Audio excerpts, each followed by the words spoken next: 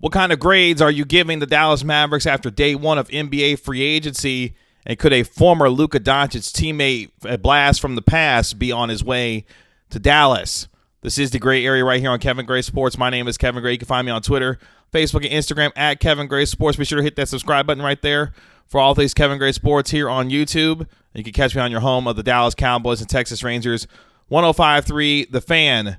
The Dallas Mavericks, if nothing else, showed activity on day one of NBA free agency. What grades are you giving the Dallas Mavericks for re-signing Tim Hardaway Jr., Boban Marjanovic, and going out and acquiring Reggie Bullock from the New York Knicks and Sterling Brown from the Houston Rockets?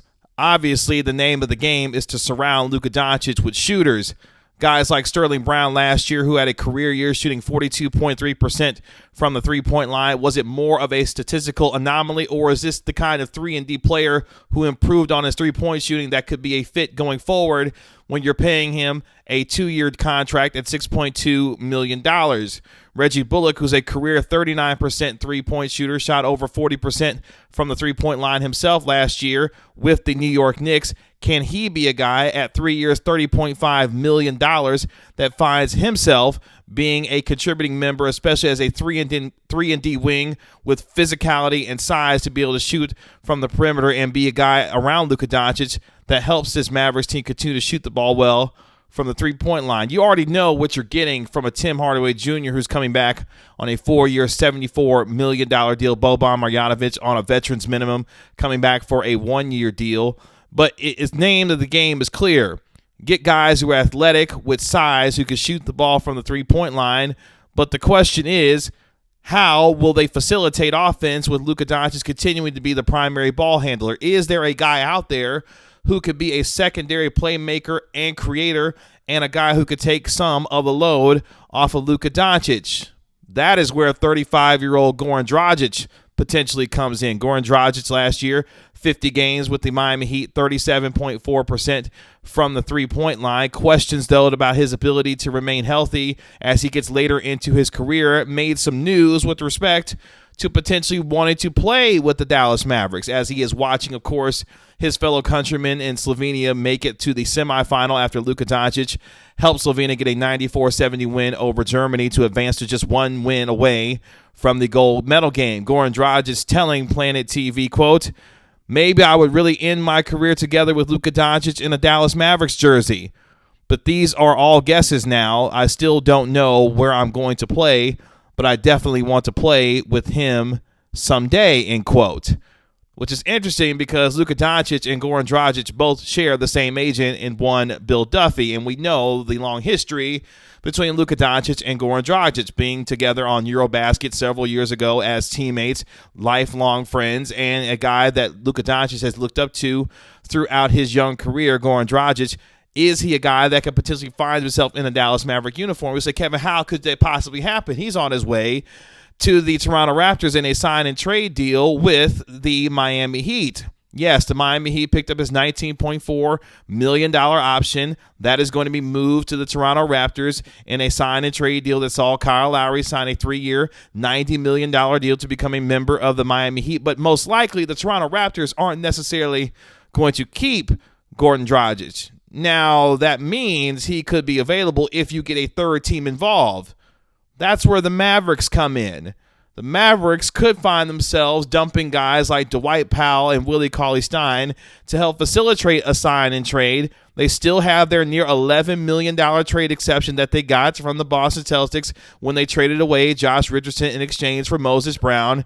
And you still have some levers that capologist Andrew Baker, who was brought in from the Brooklyn Nets, could potentially use to bring in Goran Dragic to help out with the secondary ball making and facilitating. But again, the question is, how healthy is Dragic going to be for this Mavericks team? Yes, at 35 years old, still may have something left, but an aging point guard who will have questions about his ability to be durable if he does become a Dallas Maverick. But there is an avenue for him to come and levers that the Dallas Mavericks could use to potentially bring him here. The question is, will they actually pull that lever? Now, you can say what you want about what the Mavericks did in day one of free agency. The grade that I'm going to give them is a C+.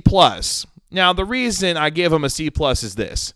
I understand the plan and what they're trying to do. Let's surround Luka Doncic with athletic 3-and-D wings with size, especially if what you saw to happen to the Mavericks against the Los Angeles Clippers, where size was a major problem. Athleticism was a major problem in the ways that the Mavericks were unable to deal with the Los Angeles Clippers in terms of Paul George, Kawhi Leonard, and others. So I see where they're going with this.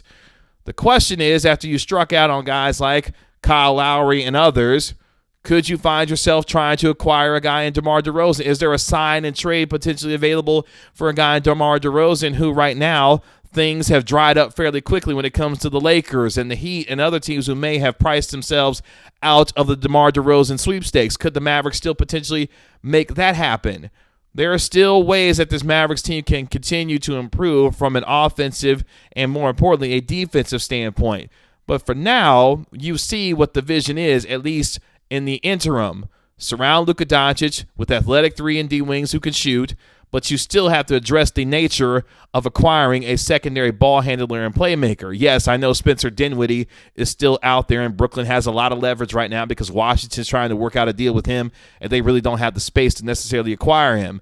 I don't know how creative the Mavericks would be to try and even attempt to get something done with a Spencer Dinwiddie, but the name is still out there. Dennis Schroeder is also still out there right now in the free agency market after he turned down a big-time deal during the regular season with the Los Angeles Lakers. He is looking around trying to figure out where his next move could potentially be. So there are slim options for the Dallas Mavericks to potentially try and get that secondary ball handler and playmaker, which they desperately need to do in order to take some of that pressure off of Luka Doncic, who, yes, will always be the primary ball handler and facilitator for this Mavericks offense, but at the same time, someone else needs to take some of that scoring load off of Doncic so that he can continue to be the primary ball handler and facilitator, because he can't do everything and sustain that kind of level of play for 4 quarters for an 82-game season, knowing the kind of load that he's going to have to carry.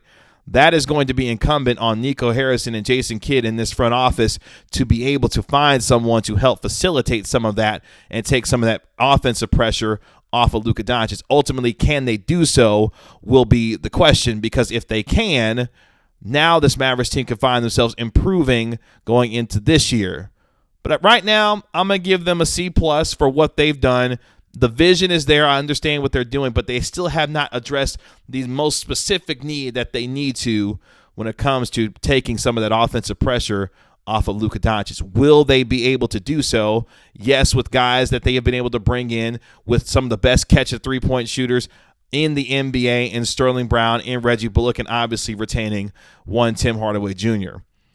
It remains to be seen if the Mavericks will address those needs and more going into the rest of free agency. Let me know in the comments your free agency grades for the Dallas Mavericks on day one after they bring back Tim Hardaway Jr., Boban Marjanovic, sign Reggie Bullock to a 3-year, $30.5 million deal, and also Sterling Brown on a 2-year, $6.2 million deal. Guys who can shoot the basketball, 3-and-D wings are athletic, but the Mavericks still have the most important need that they still have to address. You can find me on Twitter, Facebook, and Instagram at Kevin Gray Sports. Be sure to hit that subscribe button right there for all things Kevin Gray Sports here on YouTube. It's been another episode of The Gray Area. We'll talk to you later. Peace.